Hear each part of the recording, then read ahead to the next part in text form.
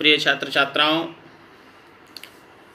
Saturday की class में हम लोगों ने डिटरमिनेट प्रॉपर्टी ऑफ डिटरमिनेट सीखी थी। उस प्रॉपर्टी ऑफ डिटरमिनेट में मैंने आपको प्रॉपर्टी लिखाई थी और शायद मैं उसको आपके व्हाट्सएप ग्रुप में डालना भूल गया था। आज सैटरडे वाली क्लास के भी जो रिटन सामग्री है वो तुम्हारे व्हाट्सएप ग्रुप पर डाल दी जाएगी और आज उन प्रॉपर्टीज़ के बेस पर हम कुछ क्वेश्चंस कराएंगे। उस क्वेश्चन का भी व्हाट्सएप ग्रुप पर क्वेश्चन डाल दिए जाएंगे। तो आइए ज़रा एक बार उनको हम रिकॉल करते हैं।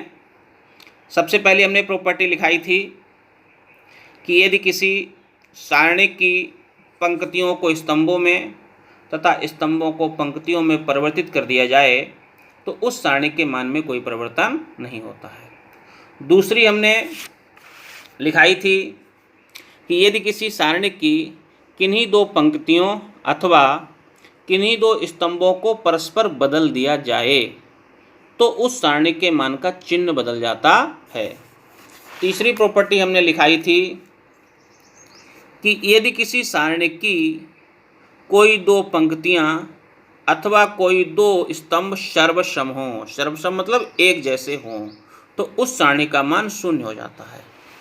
चौथी प्रॉपर्टी हमने लिखाई थी कि यदि सारणी की किसी पंक्ति अथवा किसी स्तंभ के क्या लिखाई थी कि यदि सारणी की किसी पंक्ति अथवा किसी स्तंभ के प्रत्येक अवयव को अचर k से गुणा कर दिया जाए, अचर k से गुणा कर दिया जाए तो नए सारणी का मान मूल सारणी के मान का k गुना हो जाता है।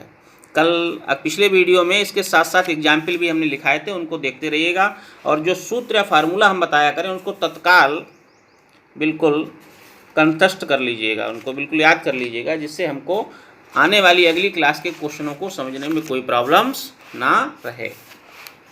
फिर हमने एक प्रॉपर्टी लिखाई थी, यदि सारणी की किसी पंक्ति अथवा किसी स्तंभ का प्रत्येक अवयव दो या दो से अधिक पदों का योग है तो सारणी को उसी क्रम के दो या दो से अधिक सारणिकों के योग के रूप में व्यक्त किया जा सकता है।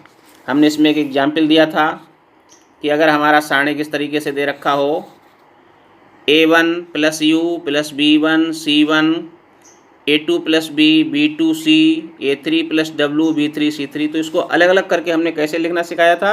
इसको ऐसे लिख लेते हैं A1 B1 C1 A2 V2 C2 A3 V3 C3 plus A1 U C1 A2 B C2 A3 W C3।